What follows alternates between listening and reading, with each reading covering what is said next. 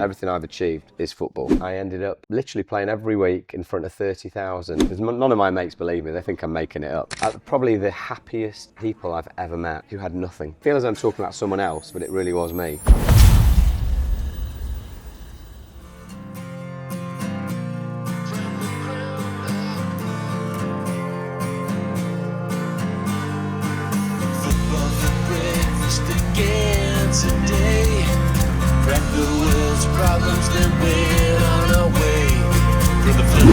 Welcome to Football for Breakfast, presented by OSS Security. I'm Jim Johnson, and our guest today trained at the Cliff with Manchester United School of Excellence as a teenager. Then, at 18, he packed his bags for Zimbabwe, where he ended up playing professional football in front of 30,000 people. He's a lifelong Manchester City fan who still laces his boots up when a good enough game comes along. His name is Danny Schweiger. Put the kettle on, you're amongst good companions.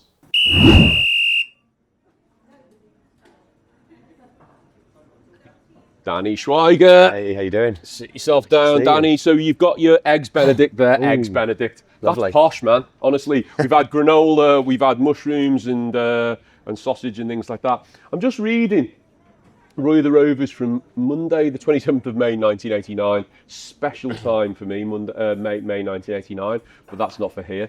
But what is for here? I'm really interested on this show. My old copies of Roy the Rovers are almost like messages from the past to the future. So this one, right, is a letter right to Racy, Roy Race. Melchester Rovers, right? Melchester Rovers, right. So this is from Jason Hyams in London N12, and Jason says, entertaining Tottenham. I'm a Spurs supporter, and by their standards, they haven't had a very good season. Nevertheless, they play entertaining, exciting, skillful football. There's nothing aggressive or vicious about their tactics. I'm sure, this is the best bit, I'm sure that most crowds in the First Division would say that Tottenham are always worth watching, and I'm sure that might be the case next season. Absolutely. But we don't talk about tactics and modern football. It's about the breadth of football. It's about the culture of football. It's about what football means to you. What's your earliest memory of football? Smashing a window at home. Go on. Yeah, no, I used to. I don't know, must have been 5 or 6, and I was cracking the ball against the wall. Obviously missed, wasn't that good, and smashed it against the lounge window. Went through it, and all hell broke loose. That happened to me, right? We used to play football in our back garden. A friend of mine from up the road, I remember he smashed the ball. And you won't think that like a super striker ball or a trophy, might have been one of those orange trophy balls, and it went through and he ran off, and didn't see him for weeks afterwards, but we did have to replace. What did your parents do? What did your parents say? They weren't delighted. I think no spending money for a couple of months. Normal stuff, but I think I did it again. But like football is a thing. What does it mean to you? Football's shaped my life in many, many different ways. In fact, it's funny actually, you should ask the question, because I've not played for 2 years. Right. And well, good for you. No. And I'm playing in a charity match on Friday. Be careful. With 1 or 2 ex-pros. And so did you play to a decent level? I did play in my time at a decent level, yeah. What sort of level are we talking? I was at United when I was 15, 16. Really? So at the School of Excellence there. What period? That must have been in 87, 80. I remember Lee Martin scoring. I do remember, He was in my cohort. He saved Fergie's career. Yeah, he did. Yeah, so it was around that time. Right. But yeah, I'm actually playing for the first time tonight in 5-a-side, and I've not put my boots on for 2 years, so a bit nervous tonight, if the body can take it. Previous guest, actually, that we had on, had played until he was 44, and this conversation came up in the previous podcast. So I don't want to repeat myself too much for our listeners and our viewers, but one of the things he said was that his back just seized up, right, and that was the kind of the alarm bell to stop playing. But he said he'd never had great range of movement, couldn't touch his toes properly, right. I played till I was 40, and then played in a Legends match when I was 47. Never had a serious injury in my entire career, tore my meniscus, so just watch it.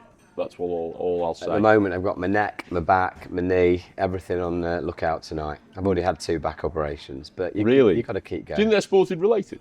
Oh, definitely, yeah. Really? First back operation was when I was, it was about 20, 21, right. Yeah. Why did you not finish it? What was it just that you just, I mean, football finds us all out, doesn't it? You know, when we find our level, was when you were released by United, like, was it just what happened then? I wasn't actually. I was at the School of Excellence, so I didn't actually sign anything with them. To be fair, but I trained with them twice a week at the Cliff. Yeah. And I was offered forms at Notts Forest. I was offered forms at Rochdale in York. Right. So did you just stop playing? No, I'm still not stopped. Right. So I'm 54, and I'm 54. You're 71. Yeah. Right. Okay. July 71. Right. And if there's a same age as my wife. and if there's a decent tournament to play, I'm still gonna rock up. I play in the Jewish Olympics, so I've played in the Great Britain team since I was 16. Wow. So I've played in all sorts of tournaments all over the world, South America, all over Europe. Incredible. What position? Best position, I was left midfield, left winger. So you're a lefty? I'm a lefty then, left Right, fullback, lefty. bit of sweeper. Right. And so where will you play in the charity match? I don't know, wherever Don't know. Well, wherever they tell you. I don't think it's funny, you know. I like to listen to talk audio. I mean, I work in a podcast space, so I like listening to talking audio. And I'm currently listening to Michael Palin's diaries, which he's read himself. Now, listening to Michael Palin's like listening to treacle. It's like David Attenborough, isn't he? He's a national treasure. But he's a big football fan, and he talks with great passion in his diaries about the charity matches that he played in, right? And he'd often turn up and play in them with Graham Chapman from the Monty Python team. Yeah.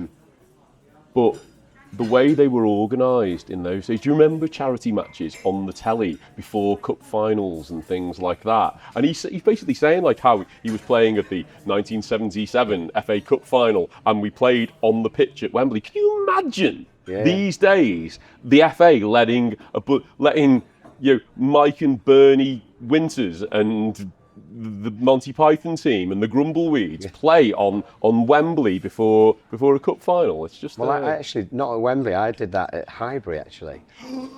Which is shut up. Yeah, because I'm a gooner. Paul Merson's testimonial. Great. How did you get that gig? I worked for Xerox. You know, Rank Xerox? Yeah. Basically. Yeah. Basically, it was the best salespeople Who sponsored Southampton in the 80s? Did they really? Yeah, they did. Yeah. So it was customers versus salespeople, and I'd done well that month. And you had done well that month, my son. So that was fun. That was like a full house as well. That was brilliant. Where did you get changed? Must have been in a porter cabin. I was going to say they were using the changing rooms. Yeah. And obviously because ancient football media is a passion of mine. I used to really avidly love like Match Weekly and Shoot and all those sort of things. Yeah. And do you remember? They used to have, there are pen pictures of your favourite players, and they'd ask like, who's their favourite movie, and there's a little bit of that with breakfasts and things like that in what we do in the format that we've got here.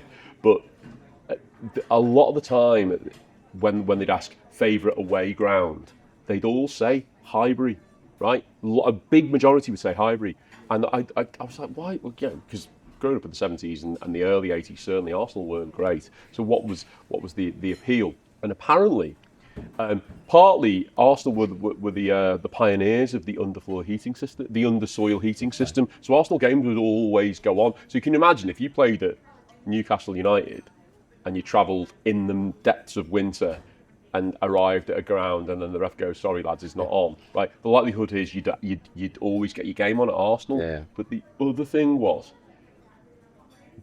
the dressing room, were underfloor heated in those days. I definitely didn't. We were cold. Right, you were cold. It definitely wasn't in the main change. But that was one of the reasons. Like, oh my God, you played at Highbury. That was amazing. That's amazing. Only 15 minutes, but it was good. But your club's City. It is indeed. So we don't really want to mention City or Arsenal. So we'll move on from that.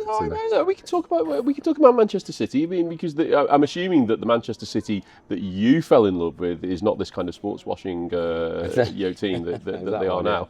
Something like that. Yeah. No, God, it was back in the day. Yeah. So you're a Kippax lad. I was a Kippax boy, away on a Wednesday night at Grimsby. Really? Yeah. So you did the whole 9 yards? The whole journey. So tell me about that a little bit. So, I mean, because I have a lot of respect for Manchester City fans from that, vintage, because, you suffered.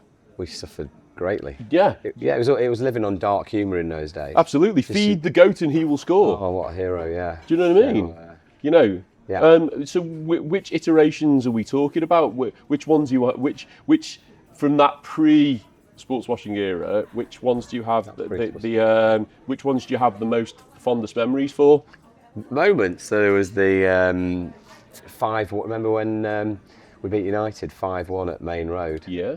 When I think Ferguson had just turned up actually. Yeah. That was a big moment. Gillingham, I mean, obviously, we had lots and lots of 3rd division we ended up in. They did. At the time, was it 3rd division? Well, the old 3rd division, Yeah, it was, the old yeah. 3rd division, which I always thought was a bit mental. Yeah. You know. And then, of course, the Gillingham match and in the playoffs to get in the to back up to the championship, I think, with Kevin Keegan in those days. Kevin Keegan, yeah.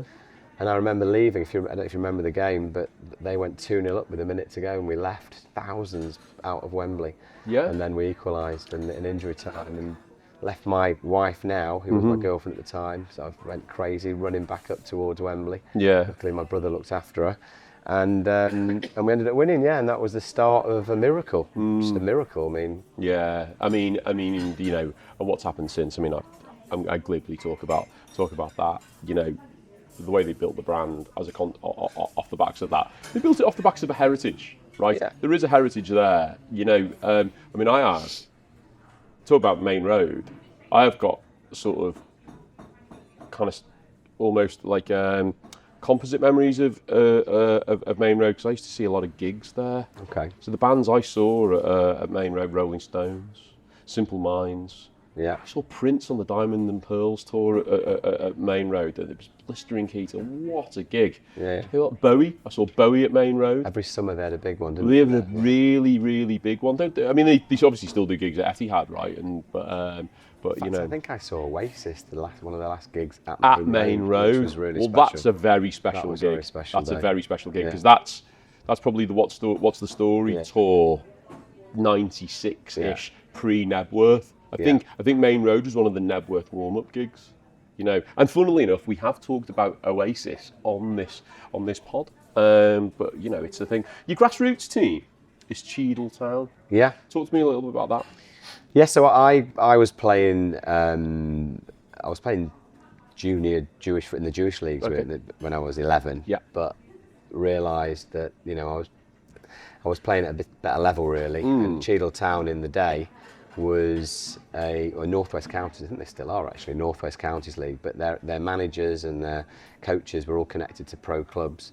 And yeah, Cheadle Town was a fantastic outfit in its day. In fact, I think of 19 of us, I think 17 of us were offered apprenticeship forms at York at the time. Right. Yeah, I was with Ashley Ward. You know Ashley Ward? I do remember Ashley Ward. Yeah. He was my mate from school, and he was at Cheadle with me. Right. Yeah, brilliant team. You played with some Nick players. Summerby, he was there for a Summerby? season. Yeah. You're talking about Manchester City royalty.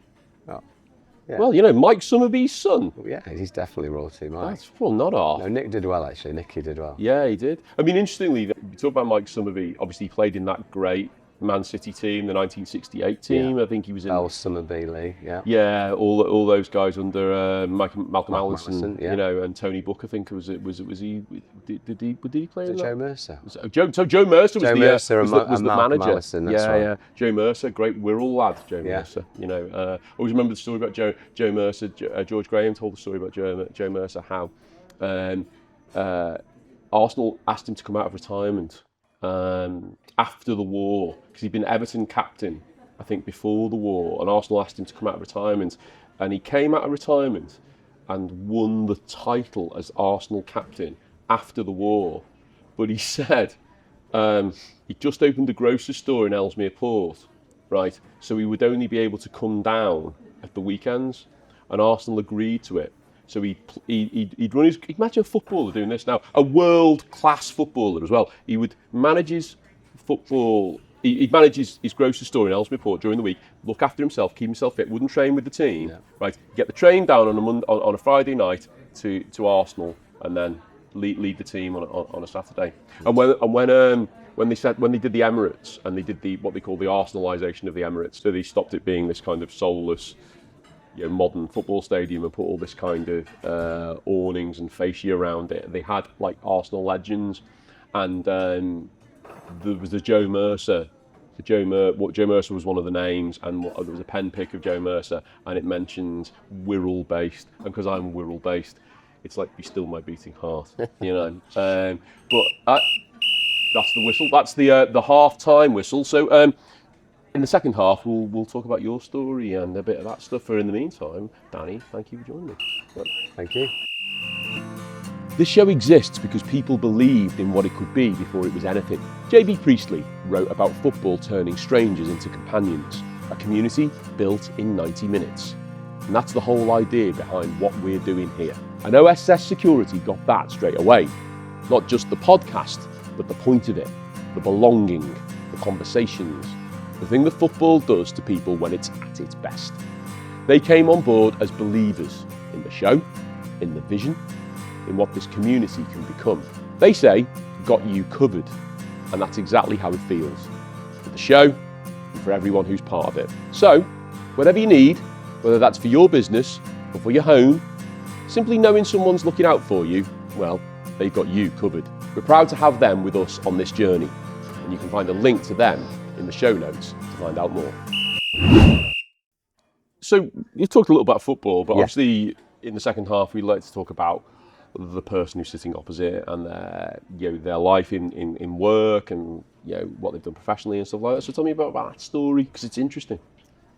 Yeah, so football in the end didn't happen. Yeah, you failed as a footballer, Danny. My dad literally calls me the failed footballer. Boss! So, and he loves Ashley Ward because he was always in our house and he's the one that made it. Yeah. Even though Ashley's dad always says to me he'd never made it without my left wing crosses. Well, quite right. Dad was importing jeans from Zimbabwe. So was he in the rag trade, was he? He was in the rag trade, yeah. Right. And he was selling it to all the, Littlewoods down the road. Right, yeah. Anyway, he said, you fancy going out to live in Zimbabwe? Right. Before university. Yeah. I went, yeah. Why not? I didn't really know what I was saying yes to. I thought, go on then. What period are we talking now? So that was in 1989. So I was what? I was 18. Right, wow. Anyway, went out there and ended up living with the owners of the factory and basically being, exposed to a completely different culture. Incredible.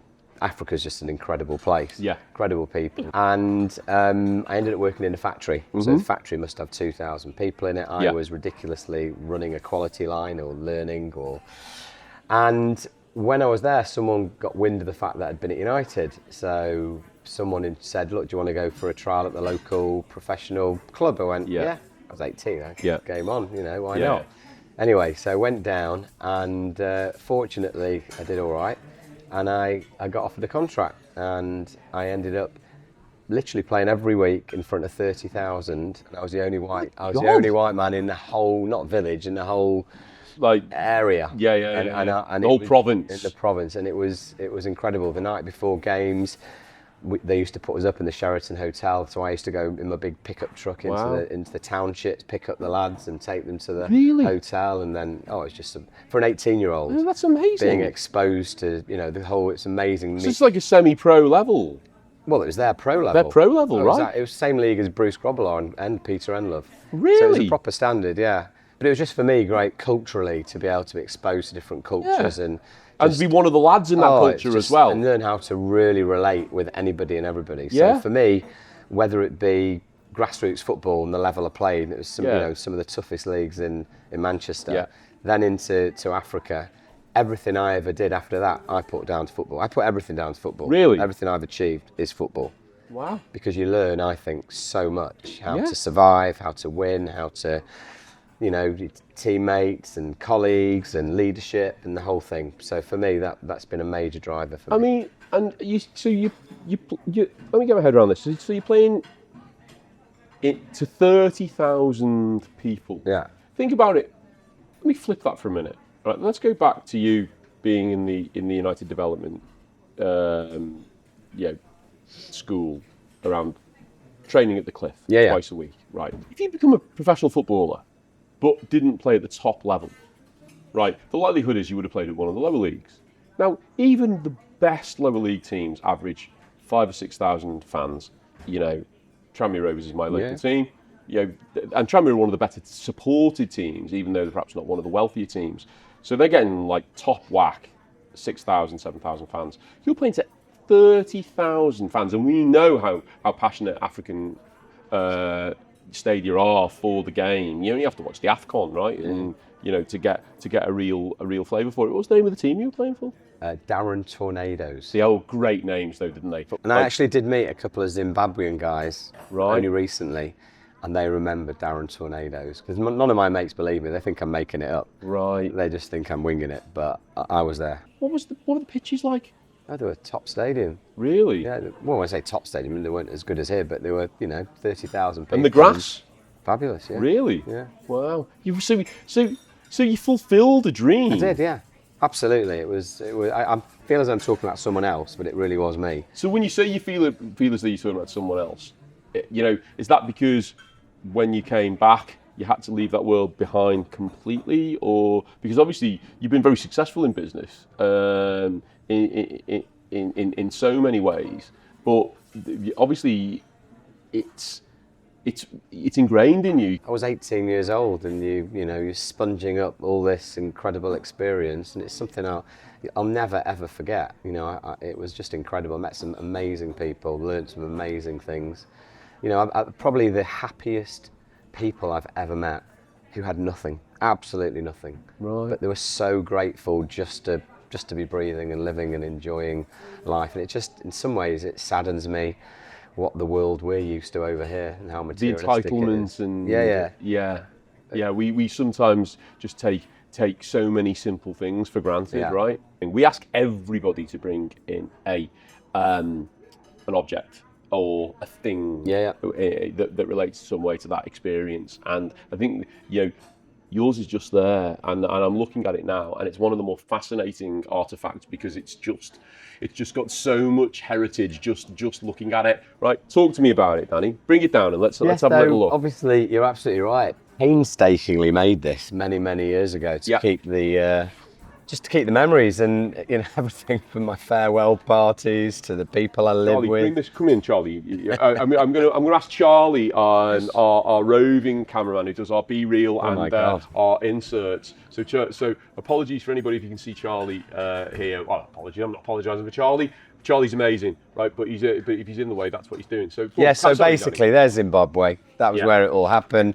Leaving party. I've even got my airfares and my vaccination records. Right. And then the people I live with in Harare, and then just incredible times. Obviously, going on safari when I was there and living life and enjoying life. But I've singled one out just here that you wanted to talk about. I put it in put a little post-it note by it here. And I love the way you've just. I've not looked at this for years. I got it out of the. It must be quite moving. That's brilliant, man. There's the factory. That's where I worked. So, wow. Yeah. And there's a cricket pitch. Oh, actually, and I got a brilliant picture with Murph. Hughes when Murph. Yeah, I do, with the big handlebar moustache. I was part of the Barmy Army at the MCG. Yeah. I was part of the Barmy Army in Bangladesh. I went to the Chittagong test and was part of the Barmy Army there, right? Decent. So, on the school, we got VIP seats for what was the equivalent to this only about 15 years ago. £5 VIP seats. Went upstairs, sat with Jeffrey Boycott and Mike Atherton on plastic deck chairs because that was what a VIP experience was. It was brilliant, absolutely no cushions. amazing. So tell me about this. So this page in particular, you singled out. Yeah, this is really. Again, I always laugh because my kids, my missus, my friends, nobody believes me. Yeah. Because you didn't have mobile phones. And this is actually me making my debut. What do I put here? Next aim to play football, I signed on with Darren Tornadoes of the Super League. So basically, that's the memory. That's what you've just been talking about. That was the debut I made in the National Stadium in a pre-season sort of tournament. Wow. So that wasn't one of the normal stadiums, but that was where I played, and that was me on the day. Look at that over there. Look at the aerial photo. Yeah. That's like a Rolling Stones gig. That's me watching the Stones at Maine Road. That's amazing. Yeah. Absolutely amazing. Wow. So that's the Zimbabwe. So thank you for that. I mean, look, we don't grade these objects, and everyone is different. But that is an amazing and so unique. We're nearly at the end. Yeah. Right. So we have at the end our customary penalty shootout, where I ask some quick fire questions and you have to answer immediately. If you don't answer immediately, it goes over the bar. Right. So whether you score your penalty shootouts. Okay. And I think I've got a sense of what your answers might be. Home or away? Home. watching or playing? Playing. Best captain? Vincent Kompany. VAR or nah? International friendly or pre-season friendly? Pre-season. Pre-season. Final one, doesn't have to be football this. One result you will never, ever get over. As in upset about. Shit, it doesn't matter.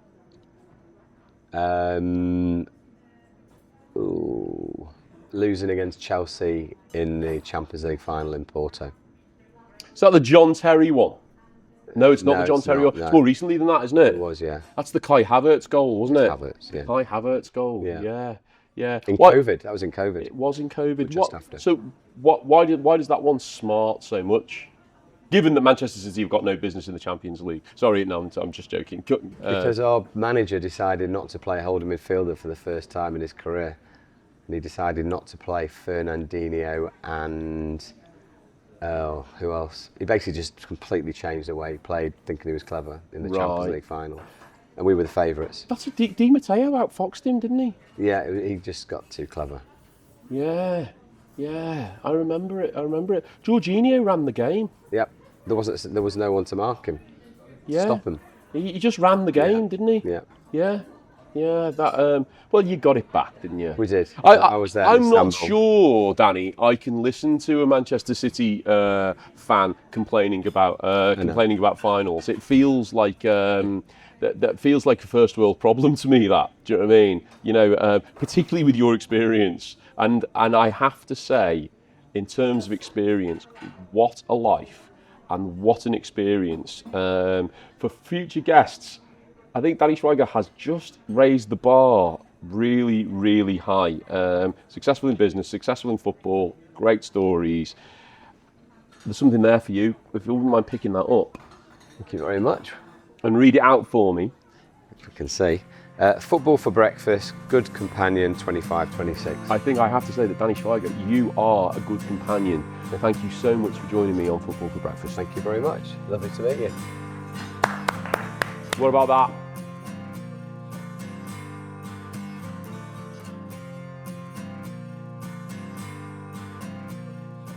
Danny Schweiger, proof that if you pay attention, football teaches you everything you'll ever need to know about life. Football for Breakfast is a production by The Good Companions, presented by OSS Security. They've got you covered at osssecurity.com.